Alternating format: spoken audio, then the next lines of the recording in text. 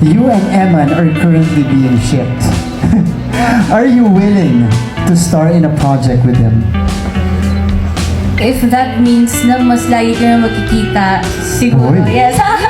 Pagkakataon na nga ba na malaman kung ano estado ni Jillian Ward at Eman Pacquiao? Tapos na nga ba ang ligawan ni Jillian Ward at Eman Pacquiao? Panalo na nga ba si Eman Pacquiao sa puso ni Jillian Ward? Embrace the set that moves with you. Sobrang bait niya po as in, kahit this morning, he texted me na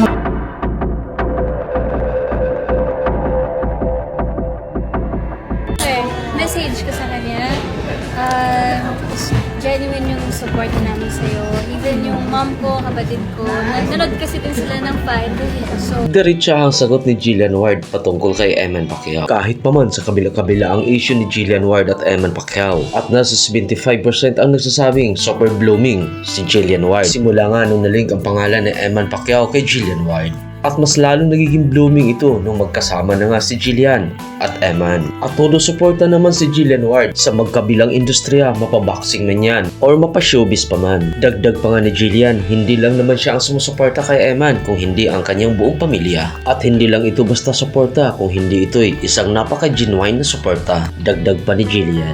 always genuine yung support namin sa'yo. Even yung mom ko, kapatid ko, Sa pagpirma kasi or sa pag-renew ng kontrata ni Jillian Ward sa GMA7, dahil daling nga ang pangalan niya kay Eman Pacquiao, hindi maiwasang maitanong kung okay ba or nanliligaw na ba sa kanya or pwede bang makatrabaho sa kanya sa Eman Pacquiao. Sa diretsahang sagot ni Jillian Ward, bakit hindi kung yun ang panahon or yun ang pagkakataon na araw-araw silang magkasama, bakit ba hindi na open naman siya sa lahat? You and Eman are currently being shipped. Are you willing to star in a project with him? if that means na mas lagi kayo magkikita, siguro, Uy. yes. Hoy!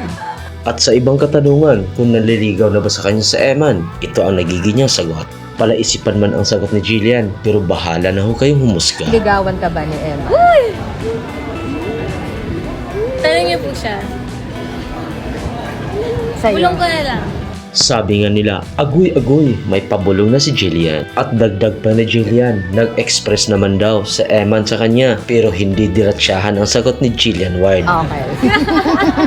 And, But he expressed na At bago natin ipagpatuloy ang istorya na ito, if you're not yet already subscribed to our channel, please click the subscribe icon for more updates. Hindi man klaro ang pagsabi ni Jillian Ward kung ano nga ba ang pinaliwanag or in-express na Eman sa kanya. Pero of course, syempre, understood niya yan. But he expressed na basta. Yun. At sobra naman ang paghanga ni Jillian kay Eman. Nagrabe naman talaga ang suporta ni Eman para kay Jillian. At ang isa sa mga pinahangaan ni Jillian Ward kay Eman, ang isa sa makadiyos nito. Sobrang bait niya po as in, kahit this morning, he texted me na kumusta siya, so At isa pang paliwanag ni Jillian, sa ngayon, friends muna sila. Always stay humble. I hope you know na I'm happy na I gained a friend.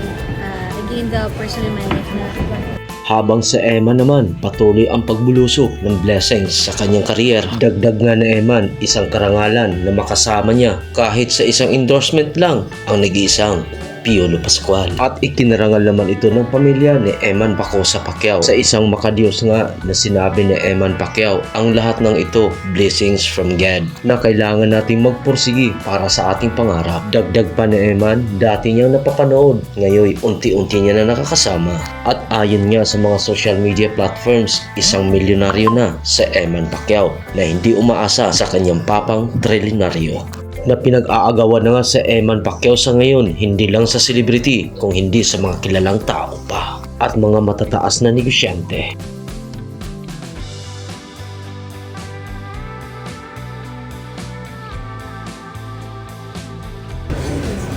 if that means na mas lagi kayo magkikita, siguro, Uy. yes.